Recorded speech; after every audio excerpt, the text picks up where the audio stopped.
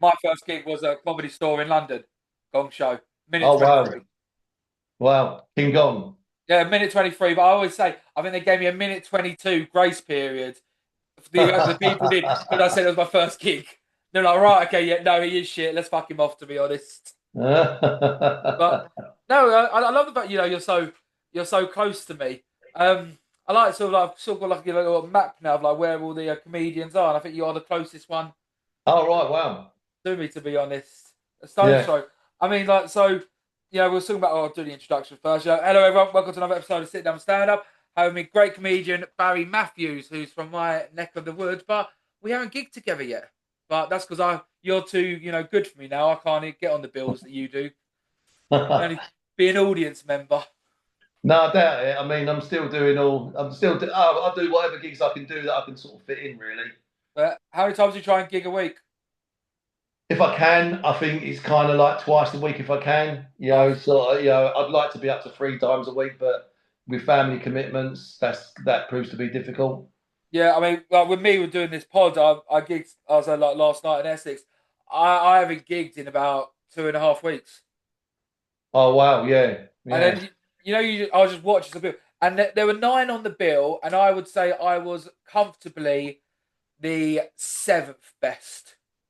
Right. I'm not gonna say third worst. I'm gonna say seventh Seventh best. best. Yeah, Like that's the way they of were doing just it. all just heavy hitters. Like Yeah. we spoke about Terry. He's fucking brilliant. Yeah, he's good. He's good. He's really got the gift of the gab. Seeing him in action, sort of headlining at Pete's gig last week was good fun because he was able to sort of do some really effective sort of crowd work as well as his stuff, and then dip in and out of it as well. And you can just see with the experience that he's got, he's really leaning into that. So good luck to him. Yeah, he's a proper lad as well. And like I think I'm gonna go down and join him on his pod. I'm gonna try and poach him on this. So I usually start out the same way always, Barry. How, why, and when did you start comedy? I started it a bit over 3 years ago when I saw an advert for Jeff Innocent was doing a stand-up comedy course Did you do at pizza? Upton Was you in Creek. pizza on that? Yeah, Okay, yeah, me that's and how you Pete. met him. Okay, cool. Yeah, Yeah, that's how I met Pete. So we was on the same, on the same sort of gig.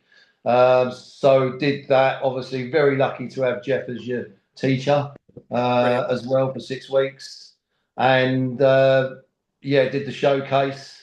I actually ended up doing the course twice because I didn't realise I was booked to go away on holiday on the same time the showcase was, Oh, okay. and so I was like, okay, and so I said to Jeff, well, I'm going to come back and do it again.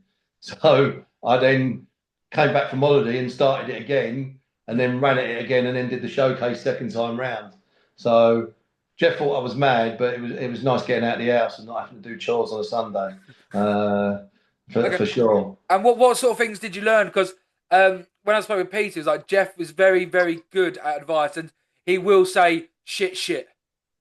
Yeah, yeah. I mean, he taught us everything. I mean, the first week was just getting up on stage, not even saying anything funny, and just trying to talk about yourself for a minute.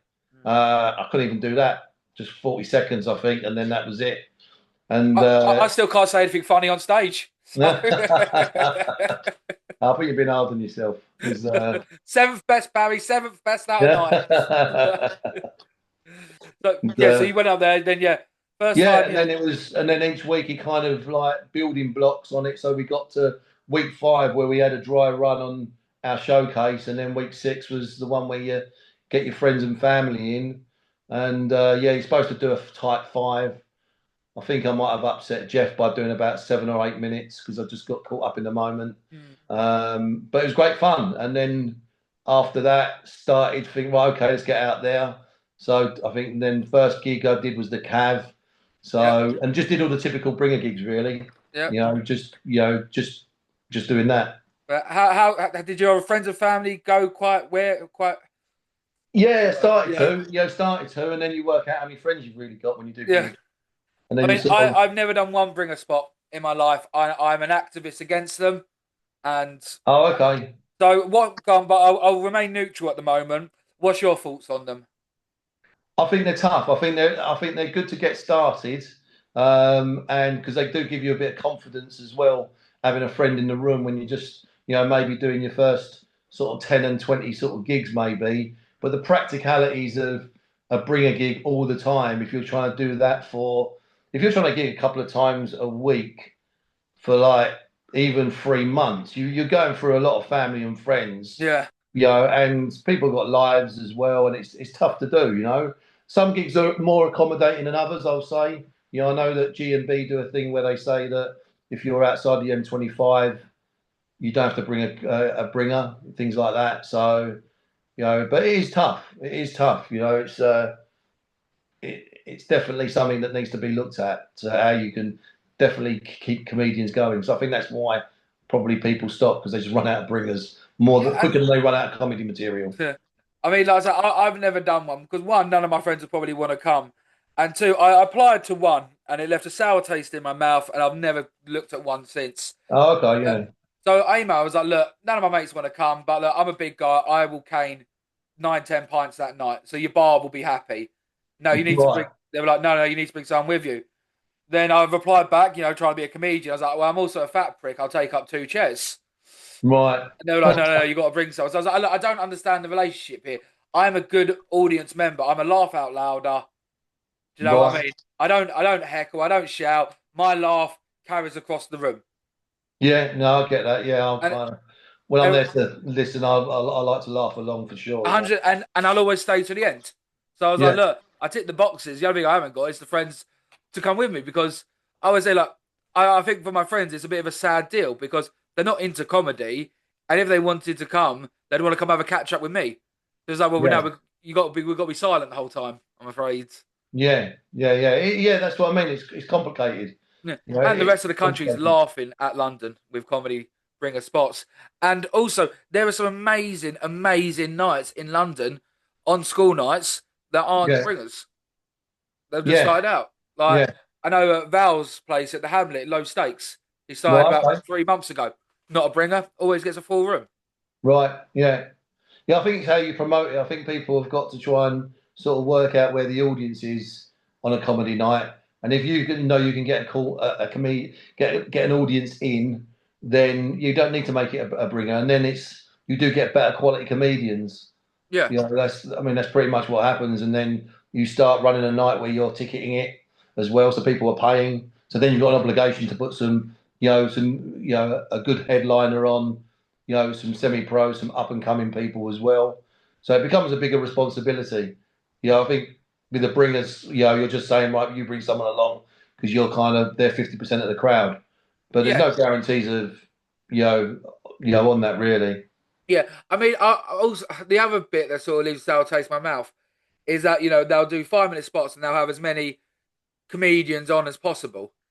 Yeah, Well, like I would respect it more, kind of, in London if it was like, right, you could do 10 minute spots, 15 minute spots, like yeah. actually like hone material a little bit more because like 5 minutes, I don't think it's enough to like develop yourself as a comedian. How do you win the crowd over in 5 minutes without doing like like the quick fire gags? Yeah, I think it depends on your style of comedy. It depends on your persona. I think it depends on what you're delivering. There's so many comedians out there delivering really good type fives, with different styles of comedy, So I don't think that's necessarily a barrier. I just think that you just got to work out what works for you best as a comedian, and yeah, and doing a type five, you're still gonna have people laugh along. Yep. You're still gonna you're still gonna have 5 or 6 bits that could work well. If it's one bit a minute, you can still do that. Getting people to laugh along to sort of 5 good bits. That's still a skill in itself. It's even with observational stuff, you can just build it up. You still say funny stuff in between as well. No, no, very true. So you sort of go for like 3 years now. How did you like progress from fives to tens to 15s? Um, well, just building up more material. I kind of had one type five that I was quite comfortable with and familiar with, and I probably still have jokes from that I do today. And then I started developing another sort of five as well. Then I started just tinkering with that and going, right, what are the best bits of those two going into a better seven, and then just building on that and doing a 10 as well, and then going, right, is there enough here for a good 10? expanding on my sort of jokes as well, trying to make some of the good ones a bit more. Yeah. The toppers, as Adam Bloom likes to call them. So trying to sort of do that. And Are you a fan of Adam Bloom?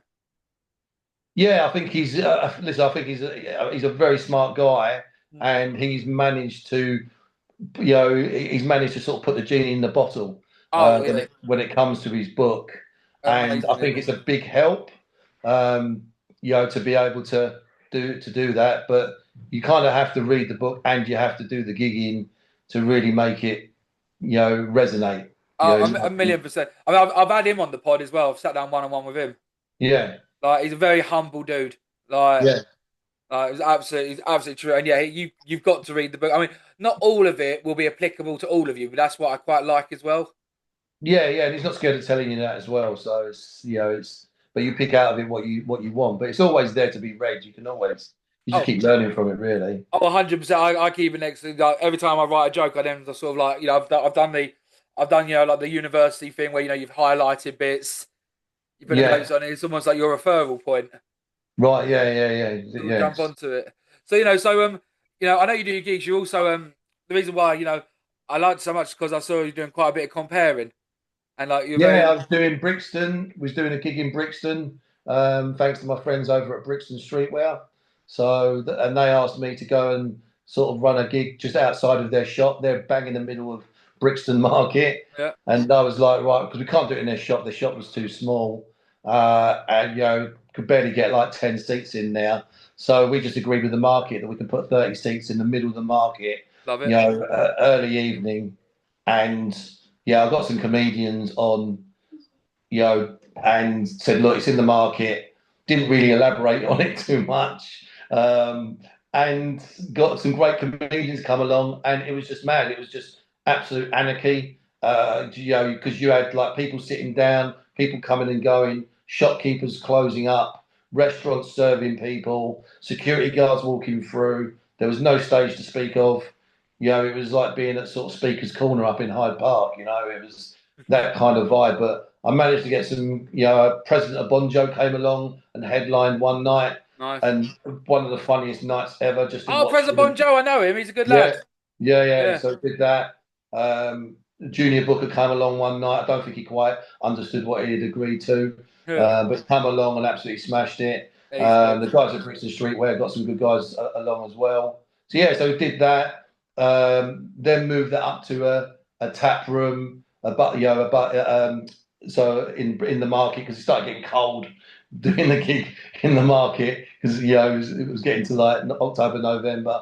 Moved it to the tap room. It wasn't a bringer, so it was like comedians come along, tried to get a crowd, but we didn't manage. We've not managed to get much of a crowd. Mm. And then when you've got comedians coming along, they're not really. Sometimes I was just finding that they weren't really staying either. They'll come along, do their bit, and off they'll go. Yeah. So yeah, I've got to kind of work out what I want to do to make a successful night in Brixton. And there's a lot of nights popping up in Brixton now as well. Yes. So I so know. I've got to consider that. Ed's comedy's jumped up there. Is there your friend of mine?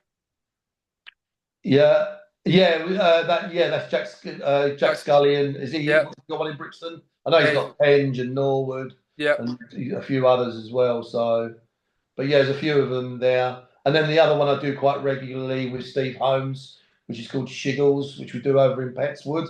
Yes, Shiggles. So I've been liaising with them for a little while, to be honest. Like, yeah, nice so enough lads.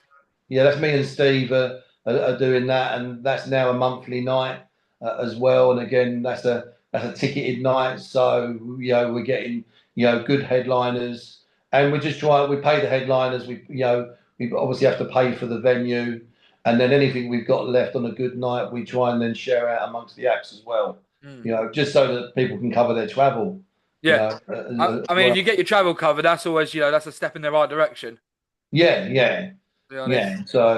Yeah, so we do that. So yeah, I've got a few gigs, things I'm emceeing, Mm. which I do enjoy. But it is a bit of an art form with the emceeing as well. That's what I was saying. When you sort of decided to attempt MC, and did you have sort of like pre-rehearsed ammunition in your pocket for the crowd work, or did you sort of just say, you know what, the best way to get good at MCing is just to go do it. I think it was it was I had a night which I arranged up in sort of Bexley, and I had a number of comedians that I already knew, and I knew their material. Mm. So I was lucky that with them, because I knew their material, I knew how I could sort of, on the connecting bits, talk a little bit about some of the material that they've done, Yeah, and then kind of and relate to that. So I was just doing lots of connecting stuff that way that I liked.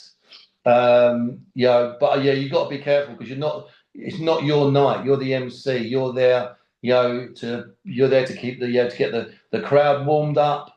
Get them laughing, get them in the mood, get the acts on. Make sure that they've had a sort of good night as well. yeah, Connect it to the new material.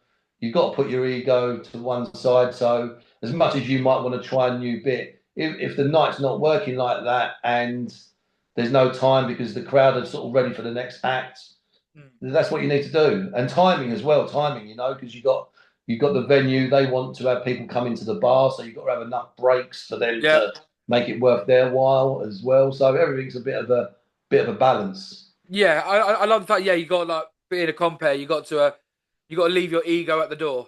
It's not your Yeah, night. and but you get to do some bits. Again, if it's relevant, or it's something that sometimes I've been listening to an act and they've said something, and then I thought, oh, I can reference something just on the next bit Yeah. there, and it can just be a throwaway comment. It doesn't have to be much, but it just sort of keeps it connected. Then you move on to the next bit as well. Okay. But I, yeah, a question I love asking to compares. Okay, let's say hypothetically, I'm on your bill. Okay, yeah, I go on and I suck. Not just suck. yeah, I piss everyone off in the crowd. Do you know what I mean? I'm doing yeah. racist. Basically, I'm just cool. Everyone hates me. I get booed off the stage. Oh, Like, wow. um, as a compare, how do you bring the room back? That's a good question. I've never been in that situation. Well, you never had me gig with you yet. Oh, okay. We'll definitely have to get you on now just to see what happens. And But just do not bring this guy on. yeah, it's a difficult one, isn't it? Because if you've like pissed everyone off, you must have done some really nasty material to start with, which means that we've not understood what your act is as well. Yeah, I blame the So vetting process, to be honest. what's that? Sorry. I blame the vetting process. Yeah, I think that's after battle. You can't, and also when you're putting a night together, you got to make sure you got the right mix of comedians as well. But Yeah. if it just comes out left field and someone just absolutely does some horrible stuff for whatever reason, and it just kills the room, I don't know. I'd be like, right, okay, I've got to come on. It's almost like you've got to sort of start again, Yeah. and try and bring them up again. You probably got to sort of turn it back on that comedian as well, Yeah. so that the crowd, then you can relate to the crowd again, because it's trust as well. Yeah. They paid their money to trust for you to put on some comedians that they're going to laugh at. They're not expecting someone to come in and absolutely deliver some sort of shocking material that then upsets them. So you've got to double down and win their trust back. So I hope I don't get into No. that situation. To And be honest with you. don't worry, I'm an innocent comedian. Like I do nothing bad. I just love asking that question. And so, would you say, being like the compare, should your loyalty be to the comedians or to the crowd first? I think you've got to be. I think your loyalty to the crowd first because they're the ones. Yeah, I 100 agree. 100 Yeah, agree. Yeah. they paid the money to come in. Yeah. Um, so they're the ones there. They're there. They want to be. They want to laugh. Yeah. They want to have a good laugh, a good crack, really enjoy themselves. And they want to go home at the end of the night and go, yeah, really great. We paid £7 or £10 for that gig. That was cracking. Yeah. And they'll have a mix of comedians. Some will be better than others, but Standard. Yeah. yeah. Look, So I that's was looking like like at a Coliseum, like the Emperor, thumb up, thumb down, but the audience can like overrule that. yeah. So like you being the compare, you are the Emperor of the night, but you've got to listen to the people.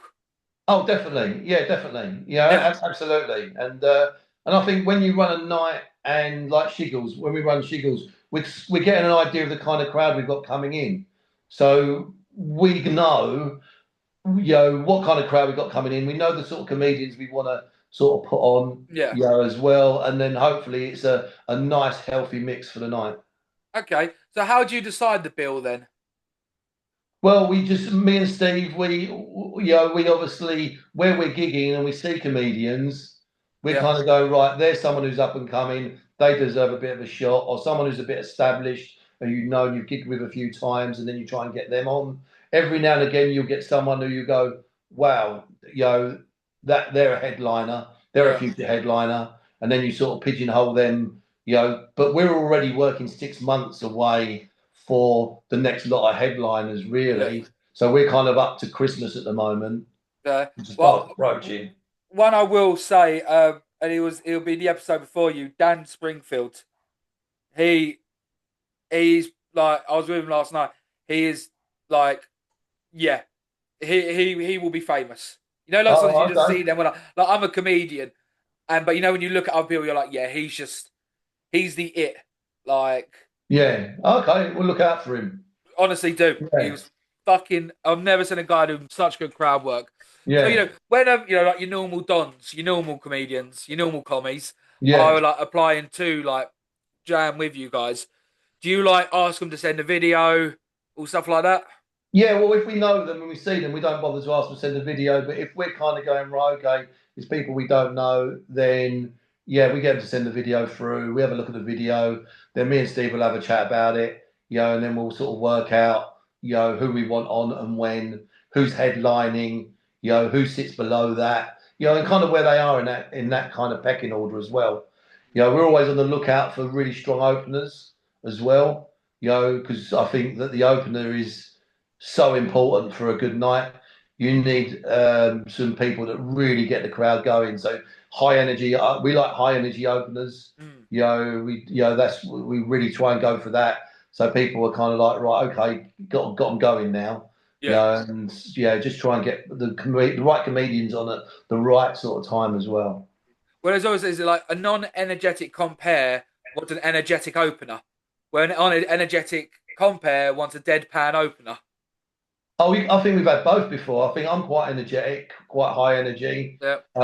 Steve not so much. But then I can do high energy stuff. But then I've brought on people that are even more high energy than me. Mm, So and it's like, right, okay, strap in everyone. yeah. So but yeah, sometimes it's nice to mix it up. Sometimes it's nice to mix it up. It's but you can have people that are low energy but are still very funny as well. Mm, As well. But yeah, again, it goes back to knowing the comedians you're bringing on and what they can do. yeah. Okay. I'd like to ask this one then. What's the worst thing you over 3 years you've seen someone do on stage? Not at Shiggles, not at one of your places, just in general.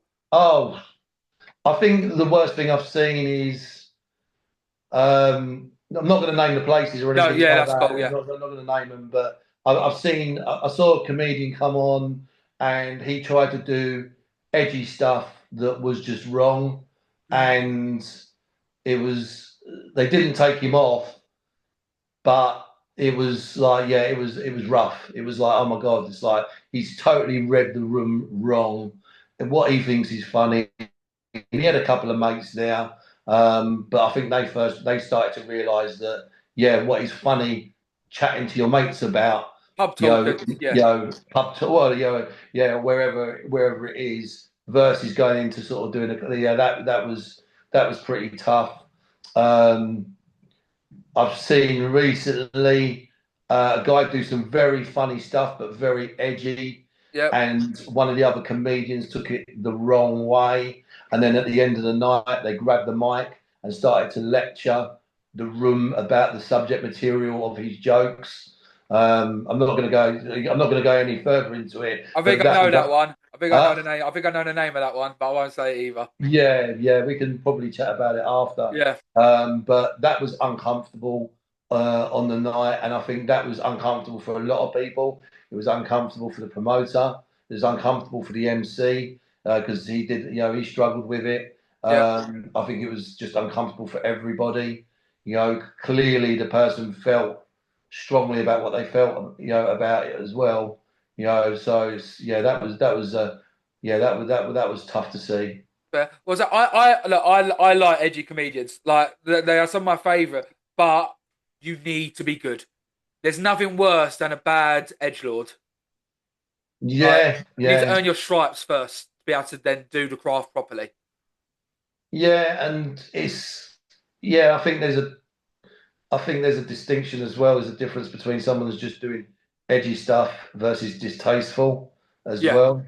Because you can be edgy, but you can be edgy with stuff, but you can turn it back on yourself a bit. yeah, You know, yeah, I think that you know it's you know, but some people would argue, well, then you're just being less edgy, you know. But yeah, I think you have to commit to it. I don't think you can lack confidence in what you're doing when you're doing edgy material. You yeah, have to really, you've got to be really committed to the bit. You can't be nervous on the bit that you're developing or you're saying. You just got to really just go into it like 100%. You know. But I say the worst thing, the thing that's worse about being edgy is then apologizing for being edgy, because then you have lost your character. And Yeah, I hope it is. yeah. I hope it is a persona. So would you say you can joke about anything? Well, can you joke about it? Context, isn't it? I think it's context. I think yeah, yeah, you can joke about anything, but there's got to be a context to it. There's got to be there's the way you build the gag, the way you build the joke. There's got to be something to that. You Yeah, know, you can joke about anything, but but is the joke funny? yeah, a Yeah. million percent, a million percent. The joke's got to be funny. And Yeah. the one I always like to say is like you can joke about anything, 100%. But you've also got to expect and respect the fact that people can disagree. You know, if Yeah. you say it, but then also if you've got to say all this edgy stuff, no one has said to you to go up and do that. You've chose to do that. I'd like to think people who do edgy stuff are doing it because they still want to make the audience laugh.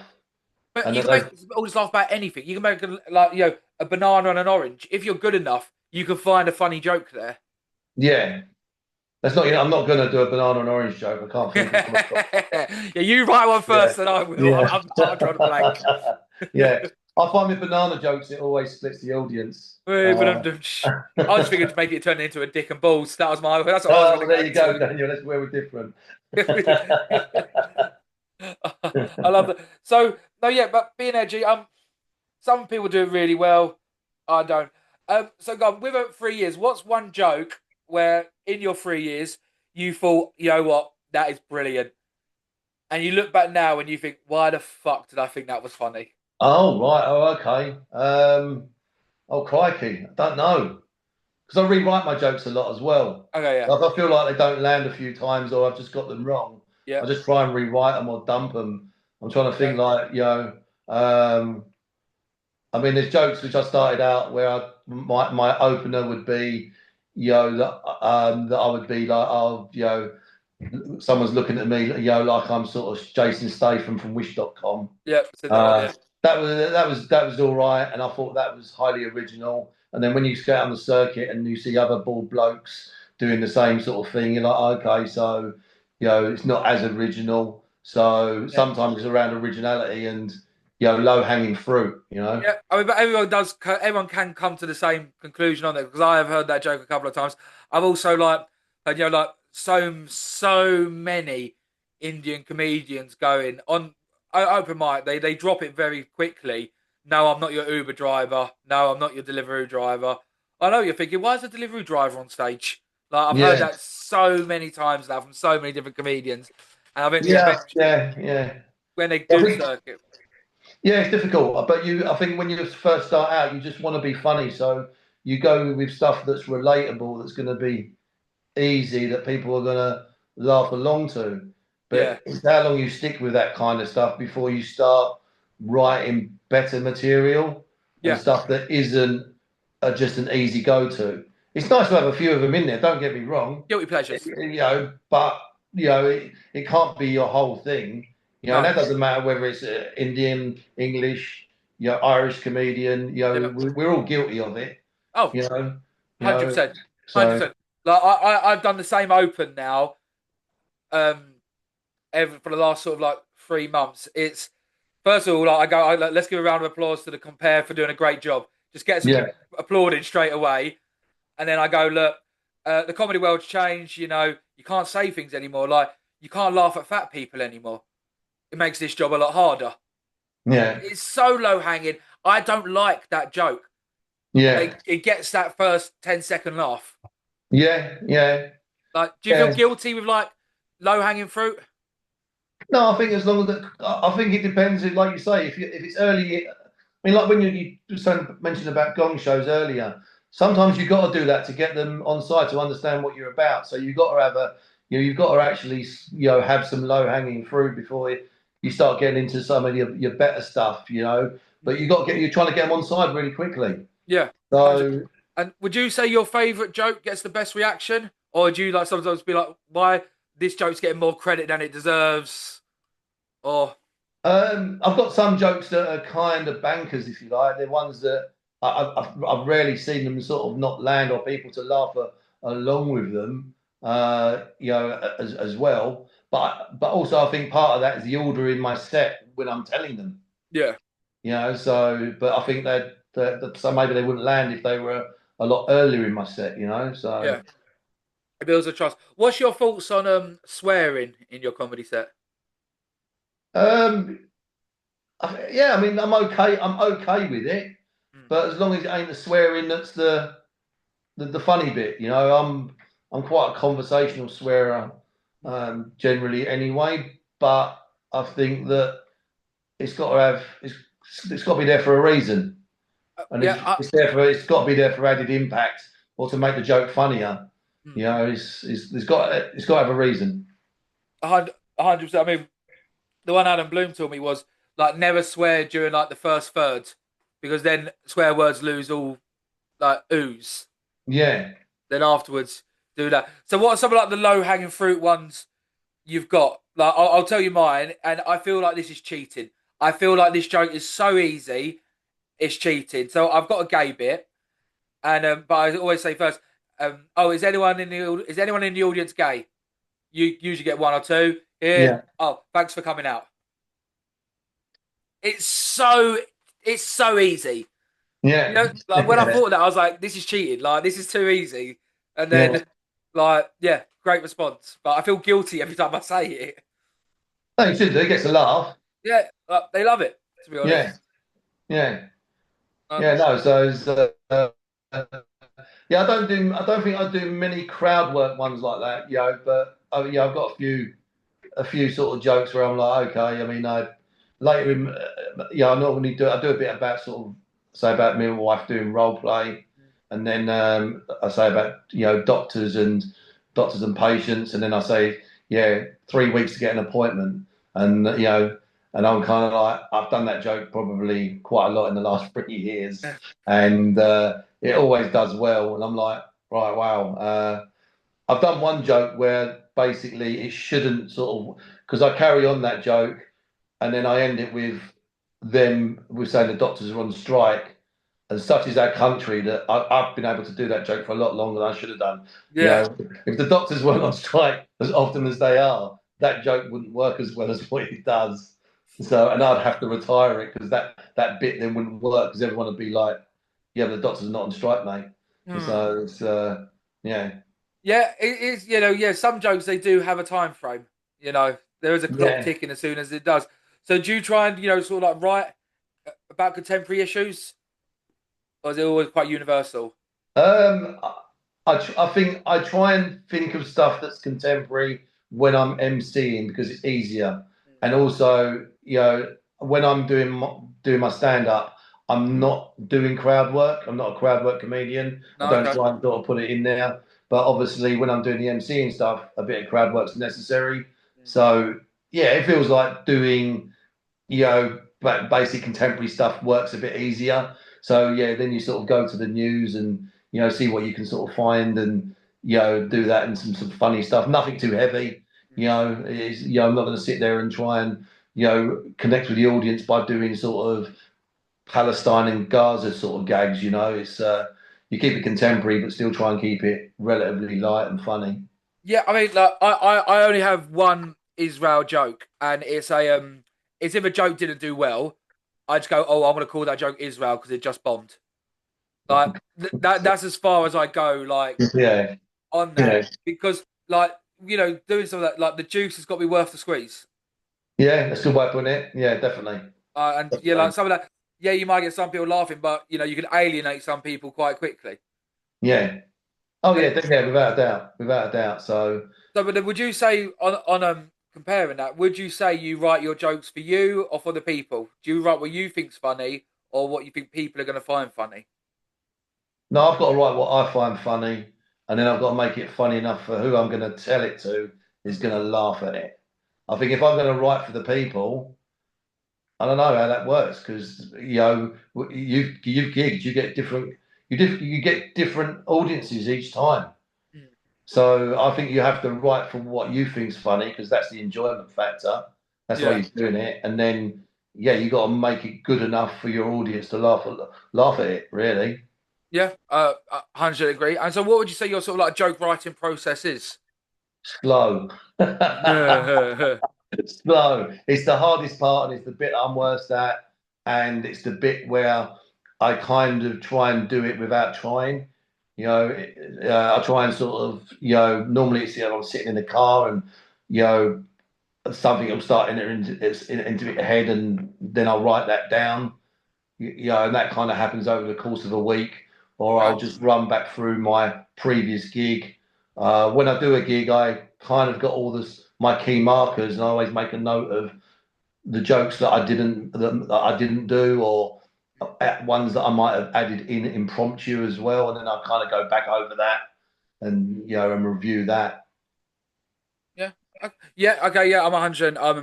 Yeah. You got to talk in the moment because I always say like I think everyone is funny, but some people just don't write it down.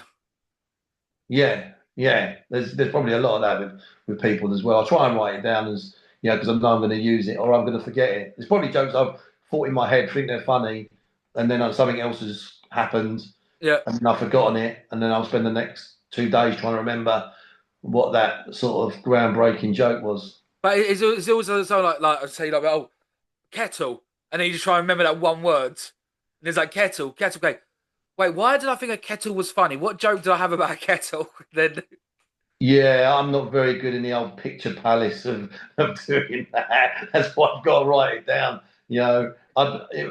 As far as like picture palaces go, I'd be like a hoarder. I yeah.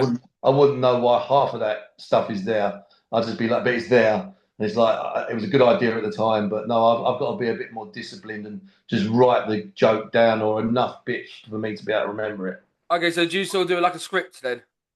I don't do a script as such. I mean, I do it more scripted when it's the first time because I want to see how it sort of looks, Mm. and then when I'm sort of gigging, I just kind of bullet point what the bits are and what the key bits are of it, so that I know how I'm kind of delivering it as well, so that I deliver it in the right order as well. Okay, I like that. And how would you say sort of like gigging in London is in comparison to the rest of the country? Um, well, I think it's obviously there's a big bringer scene in London, which makes it sort of tough. Mm. But now you're starting to see more ticketed gigs. I think are starting to come through Yeah, as well. So that may make a change to it when there's more ticketed sort of gigs and doing that.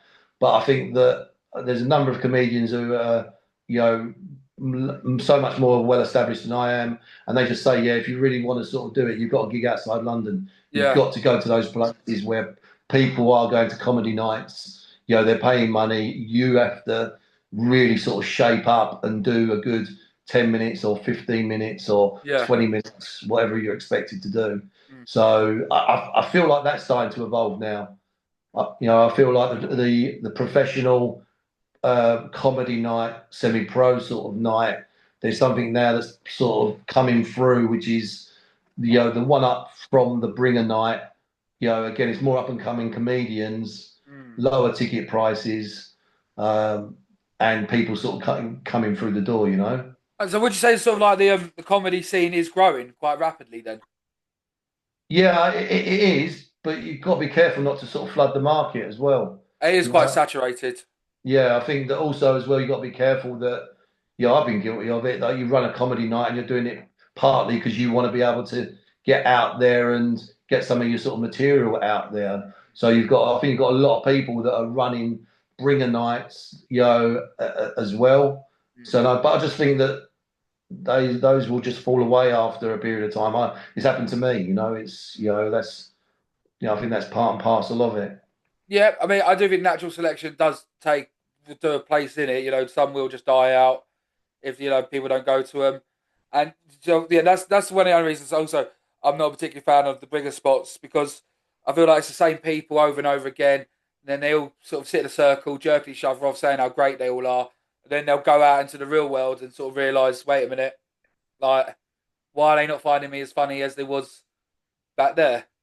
Yeah, yeah, And yeah, I yeah. mean, But I think but bringer nights though, I do think that if you do them at the start of your comedy journey, you kind of find your own tribe as well because there'll be a group of you and you're going to all the similar or same bringer nights. yeah, So the other thing I think happens for the comedian is that they start to they evolve into sort of a group of comedians that are on that similar kind of journey. That's probably one of the bigger benefits for the comedian is finding other comedians that are on your level, doing the same as you.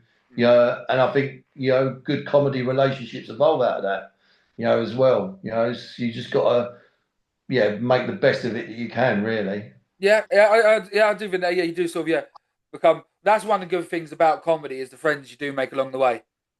Yeah, definitely. Yeah, And like, definitely. and I'm starting to be on the same bill with some like sort of like regular people doing regular 10s, 15s, and like loving it. Like I love looking at a bill and being like, oh, cool, know him, gigged with him, spoke with him, and yeah, I mean that's Yeah. sort of lovely. So what would you say like in all? What do you want out of comedy? And what do I want to? I enjoy myself. Enjoy myself. Make people laugh.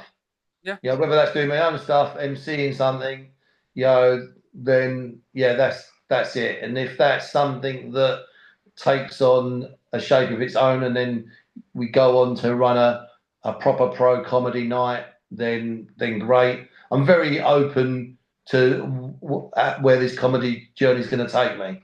You okay, know, I think I do know that if I wanted to do it professionally, there's so much more I have to do to do it professionally. There's so much more commitment. There's so much more you'd have to do to make that sort of work.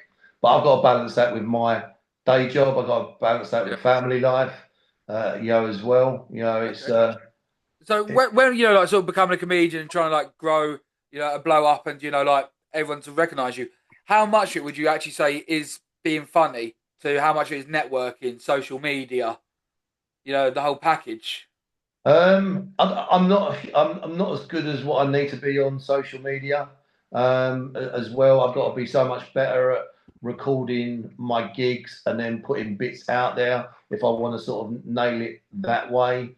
I think I'm going down the much more sort of old school, just traditional route of getting out there, gigging, working on my comedy, and obviously sort of doing that. But it clearly is important. There's a lot of people out there that know how to sort of tap into that social media engine Yeah, and obviously do that.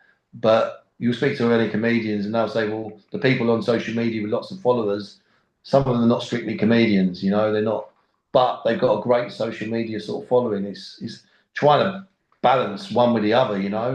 yeah, People like Pete Withers tries to do tradie towels.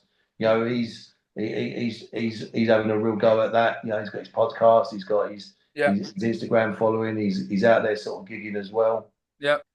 But I would say I think stand-up comedian is the truest art form of comedy, and I know Pete would agree with this, and hopefully every other not skit or sketch, Ah, whatever it is. sketch. We'll go with sketch. That's more. Yeah. So Yeah. every single sketch artist, I hope, would agree with this as well. If you mess up a sketch, you can just press re-record.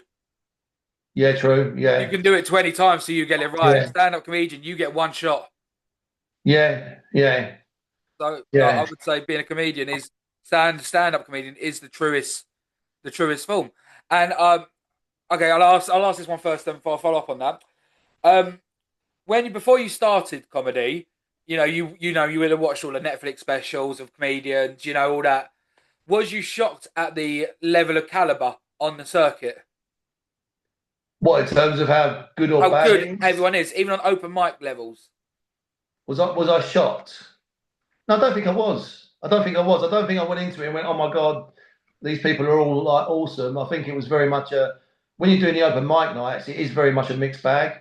Yeah. You know, it is a mixed bag of comedians. You know, a lot of us are okay. Someone might be really good, but be having an off night, and then you've got other people that do sort of really well. You know, so yeah, no, I don't think I was surprised. But then again, I wasn't trying to compare it to what I see on TV because I know Okay. that's the, you know they're the creme de la creme. They're the professional comedians. You know, we all want to. You know, we all feel like we want to be like Mickey Flanagan and things like that. But you know, those guys are the you know the best of the best. You know, so and when you're doing an open mic night or a bringer night, yeah, you're just starting out. You know, you're just starting out. Hmm. I was shocked. I thought, everyone on open mic, would all be dog shit. Yeah, I thought, oh, it'd be so easy to, rise through the ranks. But I found like, you know, majority of them are good comedians. Like, or they're writing funny stuff. They just don't know how to deliver it properly yet. Yeah, there is that. I mean, but then again, you just got to then look at what you need to do it. I mean, one of the things that I did Jeff's course, and then I think Twice. probably a bit over a year ago, yeah, twice, yeah, yeah, just a slow learner. But then I did Amanda Baker's course as well, Okay. and I think anyone and I've recommended her to a number of people. It's Amanda Baker and Abby Grant, and they do it in association sort of with Jimmy Carr as well because they work professionally with sort of Jimmy Carr, Mm. and they offer a number of courses, and one of those is understanding all the joke types, and that was such a big eye opener for me.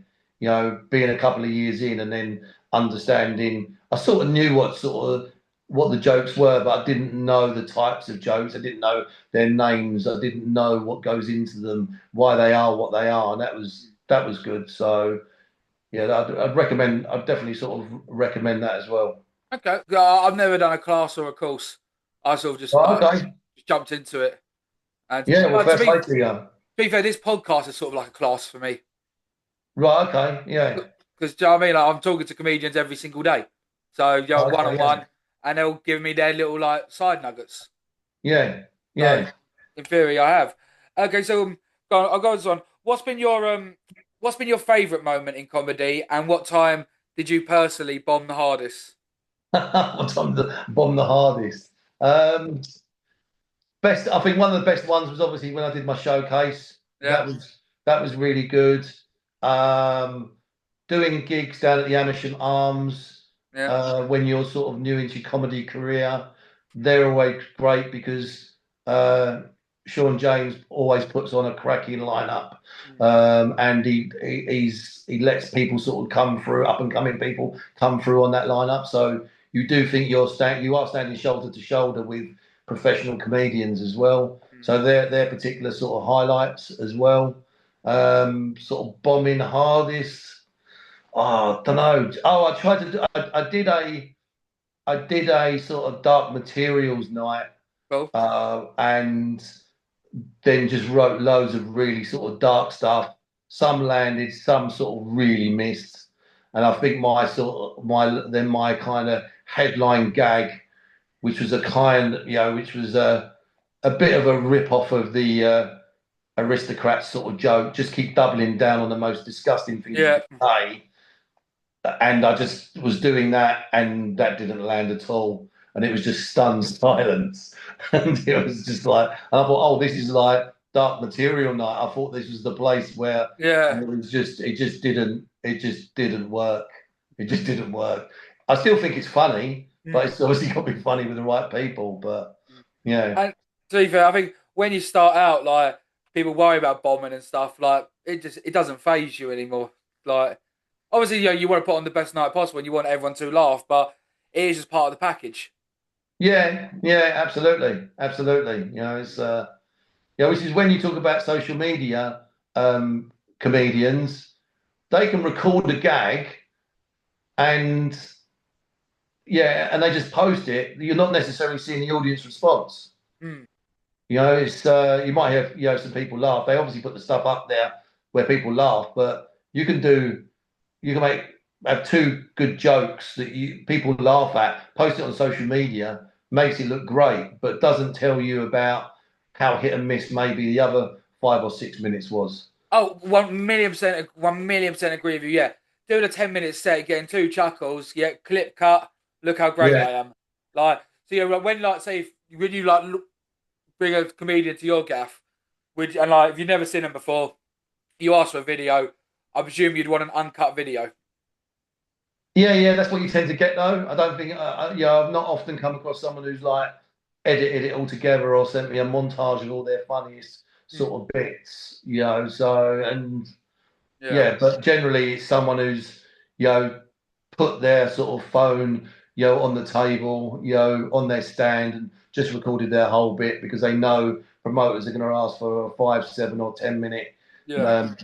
10 minute sort of gig really out of you. See, I used to record. I never record anymore. Like, because I go up just for fun. Yeah, Like, I'm enjoying comedy, and when I started doing it for fun instead of trying to make it of a career, it's gone a lot better.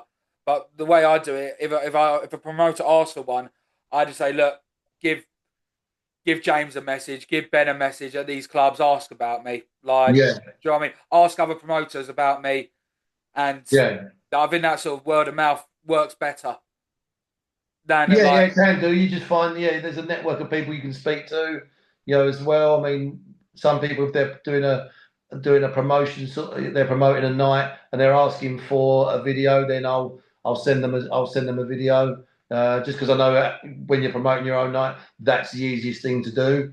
Then having 10 comedians asking you maybe to speak to other promoters can be there's more work in that. Do you know what I mean? And it's like and then you're just trying to work out the best promoters you can speak to because you've got three of these comedians asking you to speak to them. Do you yeah, know what I mean? So it's sometimes it's path of least resistance. It's like sending the video. If it's that good, they like you, then great. You're on the you're on the bill. uh, That's so someone said you a 10 minute video. Do you watch all 10 minutes? yeah. Oh, I you mean, do? yeah, I Okay. do. Yeah. I mean, it's yeah. I mean, yeah. Most of them, as we've seen, but luckily some people are sending in 5 and 7s, which is a bit easier, as well. That makes it nice. God, I'll end it with this one, Barry.